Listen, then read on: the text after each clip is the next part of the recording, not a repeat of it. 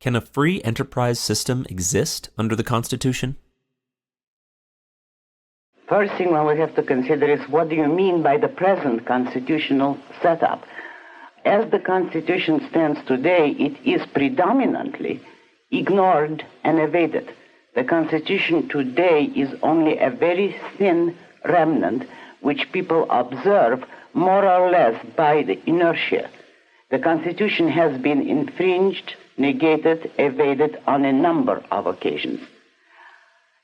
And besides, the Constitution, even in its original state, had certain contradictions which had to work out, which had to lead to contradictions and trouble and a certain type of lawlessness in practice. Therefore, under today's Constitution, or to be more exact, the Constitution with its misinterpretations, with the contradictions made possible but by its original contradiction, the Constitution today is in an untenable position. And what we need above all is to clarify, reaffirm the original constitutional principle and remove the contradictions.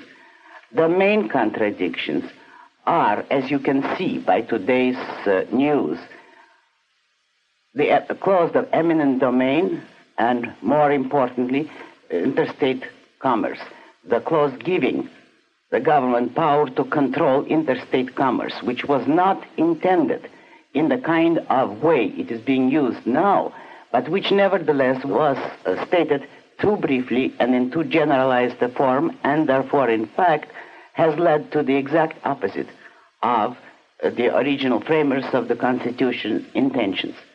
That clause was intended mainly to prevent individual states from setting up trade barriers, so that we would not have 13 frontiers between states or 50 frontiers today.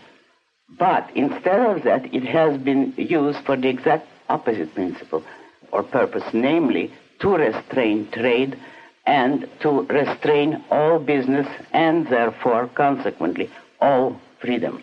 It is that clause, first of all, that would need clarification, and there are lesser contradictions which would have to be eliminated before the Constitution could be observed fully.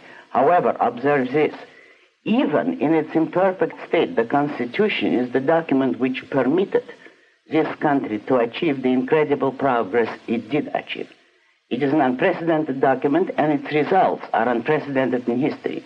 Therefore, what we can be certain of is the basic principles of the Constitution, and the idea of a Constitution as a limit on the power of the government are the sound, the valid, the proper philosophical political principles which we should follow. Therefore, if you ask me, can capitalism exist under the present Constitution, I would say no, but neither can any system. Nothing can exist under a contradiction.